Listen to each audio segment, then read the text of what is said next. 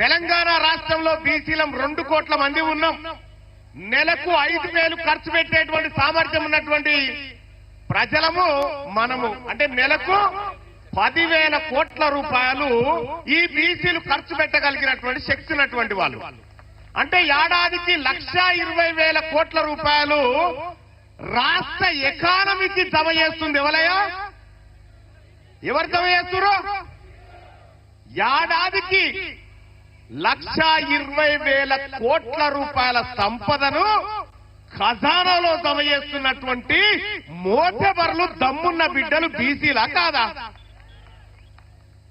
మరి మేము జమ చేస్తుంటే మీరా కుప్ప మీద కూర్చొని రేషన్ కార్డు ఇస్తాం, పుణ్యాలు పని చేపిస్తాం. మనం కదా ఓనర్లం. మనం ఓనర్లమై ఉంటే వాళ్ళు మనం కట్టినటువంటి పన్నుల సంపద మీద కూర్చొని కాంట్రాక్టులు చేసుకుంటా వాళ్ళ ఖజానాలు నింపుకుంటా ఉన్నారు. ఇలా తెలంగాణ రాష్ట్రంలో ఇన్ని లెక్కలు చెప్పి రోజే తెలంగాణ రాష్ట్రంలో రెడ్డోళ్ళ లెక్క ఎంతరో చెప్పురా. రెడ్లు ఎంతమంది ఊరో చెప్పిరు, లెక్కలైతే వచ్చినాయి కదా. ఇలా వెలమల సంఖ్య ఎంతో చెప్పురు. మీకు దమ్ముంటే ఈ 2 పేపర్లలో హెడ్లైన్ రాయించి మీరు తిరుగురు చూద్దాం. ఇవి చెప్పరిగా, ఇవి చెప్పరు. ఓసీలట 20% ఉన్నారని రాసుకుంటా ఉన్నారు పాపం.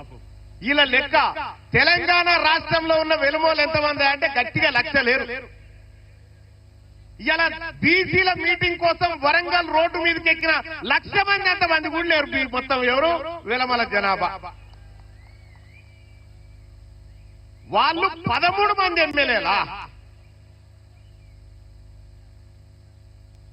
ఇలా మా సుందర్ రాజు అన్న చెప్తా ఉన్నాడు 14 లక్షల మంది. వాళ్ళు ఓటర్లు కాదు, మొత్తం జనాభానే గంత.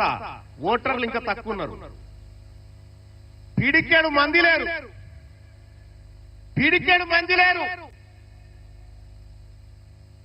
వాళ్ళు 60 మంది ఎమ్మెల్యేలై అసెంబ్లీలలో చట్టసభలలో కూర్చుంటే ఈ బీసీల బతుకులు మార్చడానికి వాళ్ళు నిర్ణయాలు తీసుకుంటారా? మీరు ఒక్కసారి ఆలోచన చేయండి. తీసుకోరు. ఇలా బీసీల చేతుల్లో భూములు లేవు, బీసీల చేతుల్లో అధికారం లేదు, బీసీల చేతుల్లో ఆర్థిక వనరులు లేవు.